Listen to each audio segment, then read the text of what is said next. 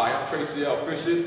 This is Community Talk, and I'm sitting here with Senator Anthony Hardy Wayne in the building. How you doing? Doing great. Listen, I'm glad you came. We had a lot of people come. We had a lot of people sit here and, give their agenda. But not all of them was already like a senator or something. So the question that I pulled the audience with was, wow, you're a senator. Why do you want to be mayor? So, as a senator, you have the opportunity to help people, but you help it in a group of about 253 other people. As a mayor, you're chief executive. When this issue that we're going to talk about a little bit today, reentry. As a legislator, I might be able to argue about it, suggest it should be in the budget, have a few ideas, and there's things I do out of my office individually. But as a mayor, you have a greater impact to do more and have a greater imprint upon reentry or whatever the issue is. And so for me, I just thought it was time for me to move the issues I'm concerned about across the entire city and hopefully impact more people in a positive way. Well, reentry is big for me because I represent a large voters block now. And the voters block that I represent was asking me, who am I going to vote for? Because I never put that out there. I never put it out there.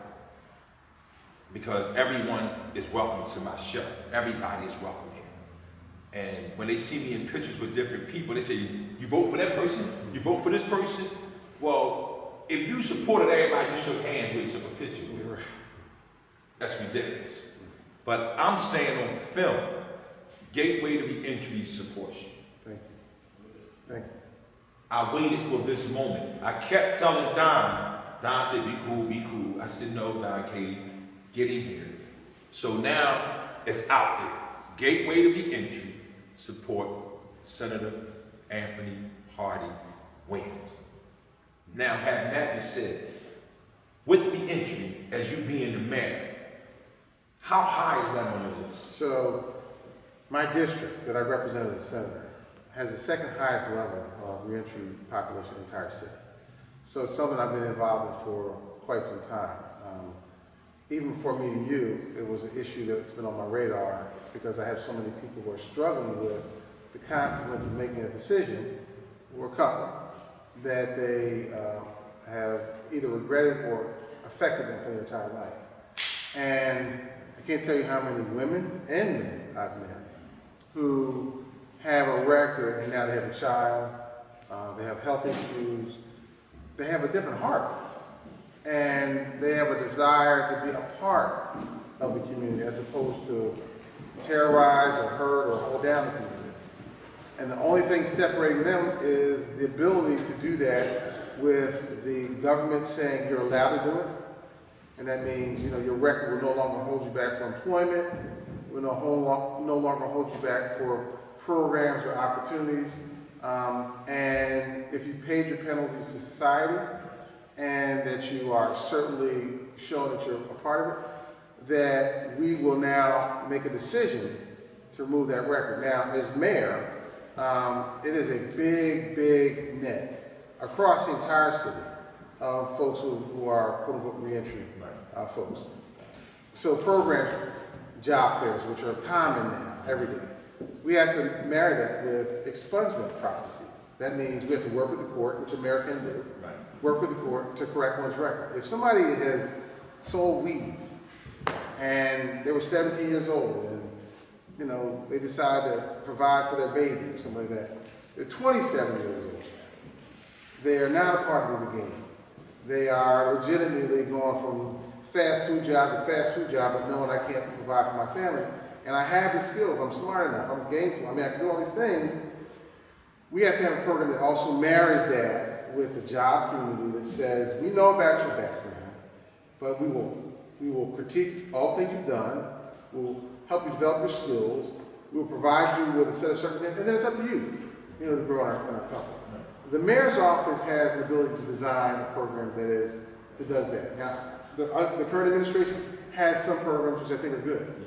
But I think we have to be honest that we have not done fully integrated reentry. That means schools, place of faith, jobs, training, development, all of that which makes a person has to be part of the reentry process. And I discovered reentry starts when there's a documentation on you for any type of behavior.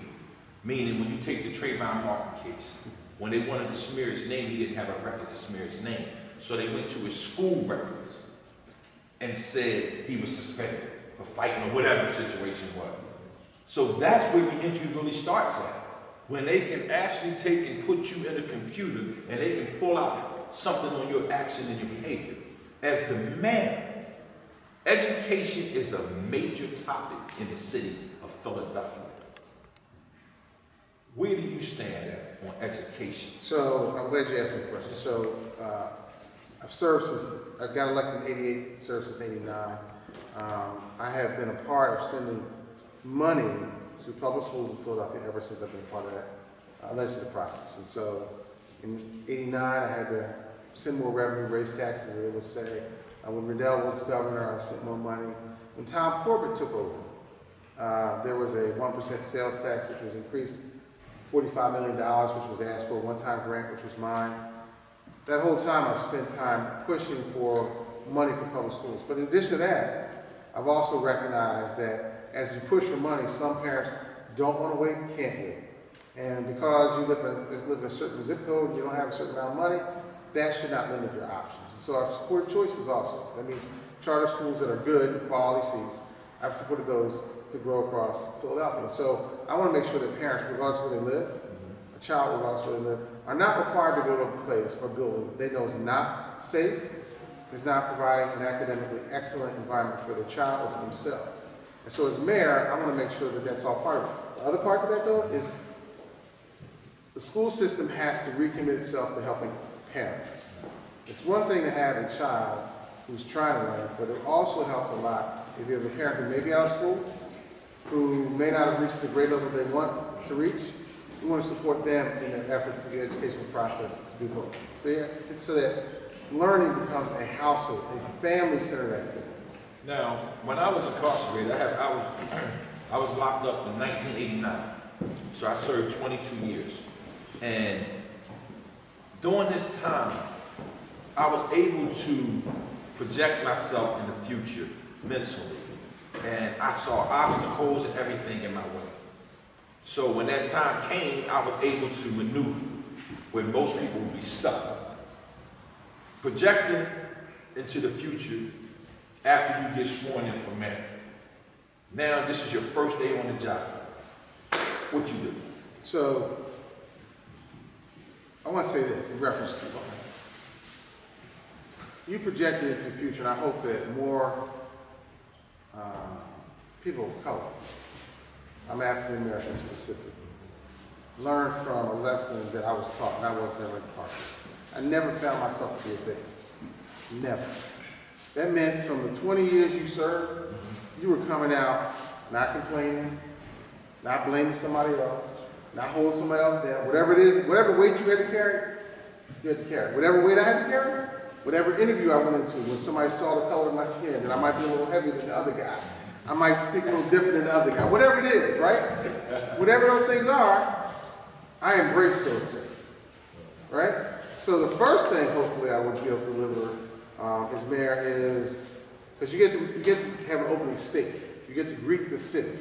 After you're elected mayor, you get to go on and say in front of everybody in the city that this is what you represent. First in that is that hopefully people see in me themselves. I grew up on Cobb Street Parkway. I lived in the house I grew up in as a kid. I moved back there on purpose, 5900 block of Cobb Street Parkway. I lived there today. So I lived, quote unquote, in the neighborhood, right? And so I would hope that people would understand that, yeah, I had a title and I'm a senator and maybe now I'm a mayor. That doesn't separate me from anybody. That's just a title. I got to walk out the same day. I got to walk out my house like everybody else does. I have a grandson and a wife and children I want to protect. I want to make sure they come home safely. I want to make sure people know I'm in the fight with them, not against them. That I identify with the challenges of finding a good school. That if they don't have a good school, I'm gonna fight to make sure that school or another school replaces that school with one that their child can learn. That their neighborhood, that they walk around in, that they don't have to look over their shoulder for an ATM, at the ATM machine because somebody's gonna stick them up. And the way you do that is not simply have a whole bunch of cops. You make sure the kid who's gonna stick them up is educated and has a job. We're gonna fight for the things that everybody in Philadelphia wants. And I don't care whether you live in Rittenhouse Square or Washington Square, or whether you live in West Philadelphia, Southwest Philadelphia, North Philadelphia. We all want the same thing for our families. And hopefully I would inspire people as a mayor to say, this guy gets it. He loves the neighborhood. He loves soul food. He loves his church. He loves the Eagles. He's passionate about this place. He loves this city. And it's given me a lot. But not everybody has had my experience. Not everybody has seen the opportunities I've seen. And I want people to understand, I was just an average kid. If I could get through this, they can get through this. And it's not easy. And I know they're like, you see a finished product, you see this guy with a title, he walks in with staff. Trust me, when I was on the bus going to public school, getting off where the creek was and the moon was, running through Zulu Nation, they didn't call me Senator then. Every challenge that, I saw on 52nd Street where some of my friends got hooked on heroin. Some of my friends are dead and gone. I've been there. I'm with you. But you gotta, but it comes back to your story, Tracey. You stepped up first. Nobody can do it for you. So as a mayor, what I can do is knock down the barriers. I can prevent people from blocking you unfairly, putting artificial obstacles unfairly. But life is about challenges. And so what I want to do is make sure that they understand I'm there with you, I'm your coach, I'm inspiring. But ultimately, at the end of the day, once I get you to the start line, you got to run the race. You're absolutely correct. And let me ask you this question. As the mayor, you already know, as a senator, you already know that the city literally has a problem with the police department. Mm-hmm. Now, as a mayor, your job is to bring on the right police commissioner and address certain issues. What are you prepared to do about that? That's a great question. So, the criminal justice system. And it depends upon where you are in Philadelphia, how you look at it. So, if you have money and you live in a certain section, you look at it one way. If you don't, you look at it differently. I grew up in one of those classic families that, both my parents were around, thank God, and both of them were. But, I lived in the neighborhood. And so law enforcement was a part of that experience. Sometimes it was good, sometimes it wasn't so good. Because, I was just walking around as a kid. They don't know who my parents are. And so we have a very unique moment in Philadelphia. People sort of reference other cities, and Ferguson and those other places. Unfortunately, Philadelphia has had its own moments too. Window washing Charlie in his own house, shot down, just standing there. I think we've come a long way, to figuring out how to improve relationships between law enforcement and the community. We have a long way to go. Two things that I would suggest specifically, and there's a lot, but two things: technology, and certain types of technology, right? There's a lot talked about the body cameras, and I certainly would support that and would finance that. But in addition to that, frankly, common sense. Cameras in hot spots, where good cameras in hot spots also help the citizens. Understand something. There's a young cop coming on the force who may be from any community who wants to do the right thing. Sending him in a dark alley on a Friday night at 12 o'clock and somebody says there's somebody dealing drugs and he's a rookie cop, I think he's going to be pretty nervous. Yes. Something unfortunate could happen. I think if there was a camera and it was lit in that area, a crime was going down, the police officer would know what was going on, and possibly an innocent citizen who's walking around wouldn't get arrested. And probably a criminal would not be there, or if the criminal was, the dummy would get arrested. Okay? So I think that we got to be smarter about technology. The other part, who we hire. We have to be smart about the people we're hiring in the police department. And we have to be aggressive about going to some of these universities for these kids who are coming out who don't have jobs. They can be critical thinkers. It's not a bad job, being in law enforcement, right? And if you have a compassionate heart and you're from this hood, there's nothing wrong with coming around and being a part of the community in which you grew up and protecting it. So I think we got to be smart on both of those things. And with that being said, I want to thank the senator for coming. I'm Tracey L. Fisher. This is Community Talks. Thank you.